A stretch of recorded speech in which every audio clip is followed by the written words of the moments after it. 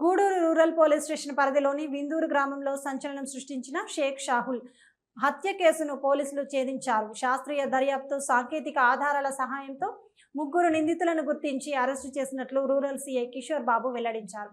గూడూరు పట్టణంలోని rural circle కార్యాలయం వద్ద పోలీసు అధికారులు విలేకరుల సమావేశం నిర్వహించారు. విందూరులో జరిగిన హత్య కేసులో ముద్దాయిలైన దారా మహేంద్ర, పోలిపాటి కామేష్, కాకి వెంకటేశ్వర్లను మీడియా ముందు ప్రవేశపెట్టారు.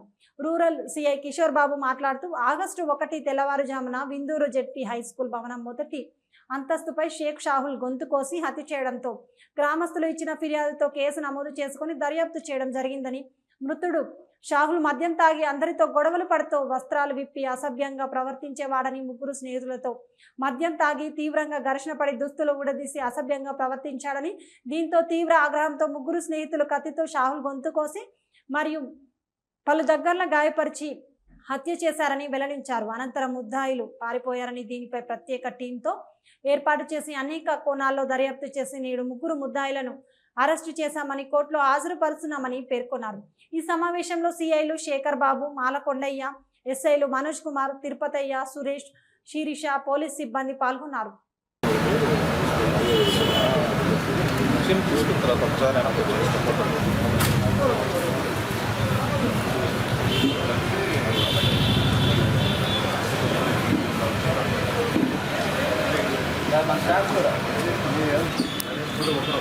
కొట్టుకోండి.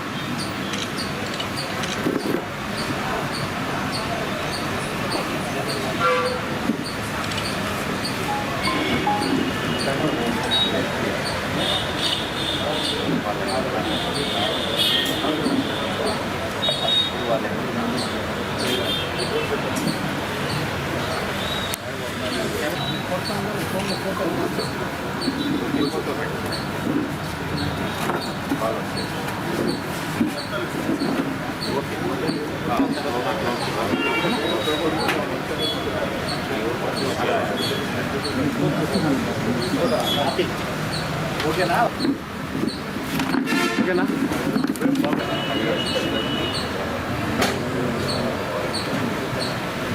అందరికీ నమస్కారం. గూడూరు రూరల్ పోలీస్ స్టేషన్లో కానీ అక్కడ హత్యకు సంబంధించిన కారణాలు కానీ ఎటువంటి క్లూ కూడా మనకి ఎక్కడా కూడా నేరస్థలం నుంచి కానీ ఏమీ దొరకలేదు. మృతుడిని ఎందుకు చంపారు లేదా శత్రుత్వం కానీ ఎటువంటి కారణాలు కూడా కుటుంబం వైపు నుంచి కూడా చూపించలేదు. మనకి ఈ కేసు విచారణలో భాగంగా కొన్ని ముఖ్యమైన అంశాలను వాళ్ళ కుటుంబ సభ్యుల నుంచి, ఊళ్ళో నుంచి, ప్రధానంగా క్రైమ్ టీములుగా ఏర్పరిచి ఊళ్ళో వచ్చే రూమర్స్ నుంచి కొంత ఇన్ఫర్మేషన్ గ్యాదర్ చేయడం, సీసీ ఫుటేజ్ నుంచి కొంత ఇన్ఫర్మేషన్ గ్యాదర్ చేయడం, అట్లా 3 రోజులు విశ్రాంతి అనేది లేకుండా కష్టపడి పనిచేయడం జరిగింది.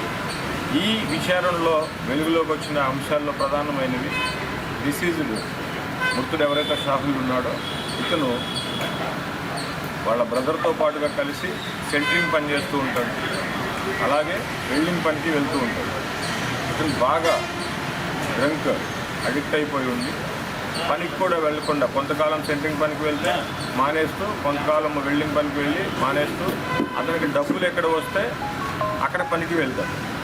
ఇంట్లో వాళ్ళు డబ్బులు ఇవ్వరేమో అనే ఉద్దేశంతో పనికి వెళ్ళకుండా బయటకు వెళ్ళిపోయి డ్రింక్ చేస్తాడు. డ్రింక్ చేసిన సందర్భంలో ఎక్కువగా ఇతను ఒంటరిగా కూర్చొని ఉండడము, తిడుతూ ఉండడము, బట్టలు విప్పదీసి కొంచెం అసభ్యకరంగా ప్రవర్తిస్తూ ఉండటము, ప్రతి ఒక్కళ్ళు చెప్పిన కారణాలు. ఈ కారణాల్లోనే అతను 31వ తారీఖు రాత్రి 10:30 ఒంటరిగా కూర్చొని ఉంటే, ఇతను ఎప్పుడు యథావిధిగా కూర్చొని ఉంటాడు, తాగినప్పుడు తిట్టుకుంటూ ఉంటాడు, అతనిలో మాట్లాడుతూ ఉంటాడు అని చెప్పేసి చూసిన ప్రతి విచారించి తర్వాత ఇతను అతనితో పాటు పనిచేస్తున్న ముద్దాయిలు అతన్ని అక్కడ చూసి ఏంట్రా ఇంకా ఇంటికి వెళ్ళలేదు అని చెప్పేసి, ఇంటికి వెళ్ళు అని చెప్పేసి అతన్ని వాగ్వాదం చేయటము, అతను కొట్టడము. అక్కడ ఆ విషయం చూసి పట్టుమాకండి అని పక్కన ఒక లేడీ అనగానే ఇంటికి తీసుకెళ్తున్నాం లేమ్మా అని చెప్పేసి, సరే మందు తాగుదాం రా అని చెప్పేసి మళ్ళీ అతను తీసుకొని స్కూల్ దగ్గర తీసుకొని వస్తారు. సహజంగా తాగినప్పుడు అతను అనుచితంగా ప్రవర్తించడము, తిట్టడము చేస్తాడు. అది అందరికీ తెలుసు, ముద్దాయిలకు కూడా తెలుసు. మళ్ళీ అగైన్ జెడ్పీ స్కూల్ దగ్గరికి వచ్చి మందు తీసుకొని జెడ్పీ స్కూల్ పైభాగంలోకి వెళ్ళి అక్కడ మందు తాగే క్రమంలో వాళ్ళు మాట్లాడుకుంటూనే బాగా ఇంటాక్సికేషన్లో ఉన్న సందర్భంలోనే అతను ముద్దాయిల్ని తిడుతూ ఉంటాడు. అతని అలవాటు ప్రకారంగానే తిడతాడు. ఆ తిట్టే క్రమంలో నువ్వెంత కూలోడివి అనే విధంగా కొంచెం అబ్యూజివ్గా తిట్టడం జరుగుతుంది. దానికి మీ దగ్గర డబ్బులు ఉండేది, నేను మందు పోస్తుంటే నువ్వు తాగుతున్నావు అనే విధంగా ముద్దాయిలు అతన్ని కొడతారు.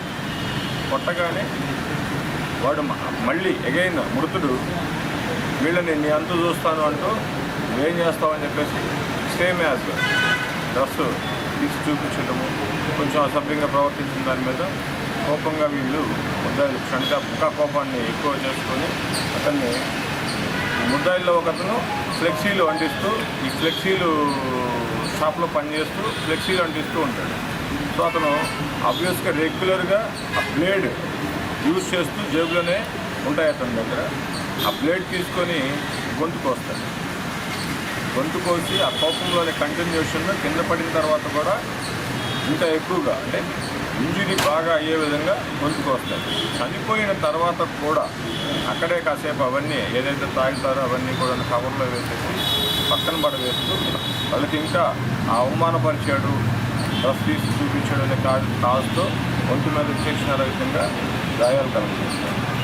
సో ఈ కేసులో గూడూరు సబ్ డివిజన్ సిబ్బంది అందరినీ కూడాను బృందాలుగా ఏర్పరిచి జిల్లా ఎస్పీ గారు విజిట్ చేయడం జరిగింది.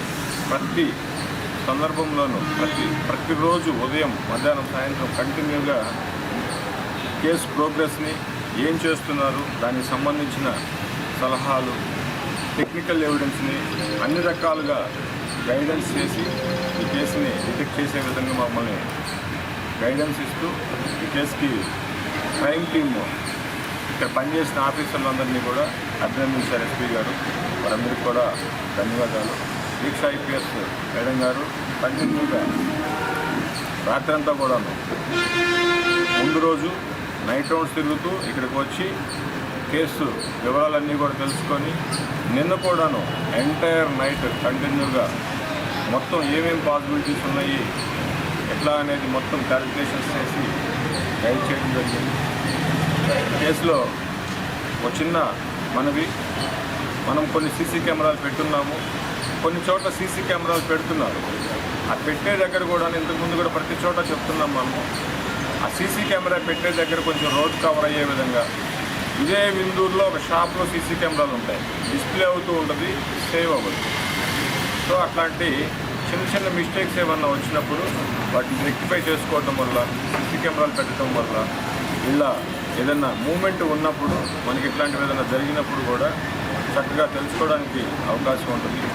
సో ఈ వెళ్ళే క్రమంలోనే మనం ఆ రోజు డాగ్స్ కూడా ఆపరేట్ చేసినప్పుడు కూడా డాగ్ సెంటర్ వరకు వచ్చి మళ్ళీ సీన్ ఆఫ్ అఫెన్స్కి వైపుకి తిరిగి రావడం జరిగింది.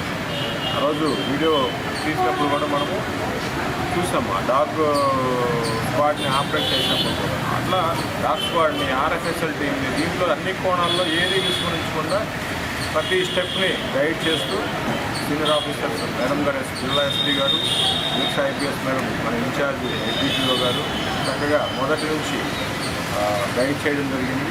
ఈ కేసులో కష్టపడి పనిచేసిన క్రైమ్ టీం, సబ్ డివిజన్ ఆఫీసర్లకి, సిబ్బంది అందరికి కూడా మేడం గారు శుభాకాంక్షలు తెలియజేశారు. వాళ్ళందరికీ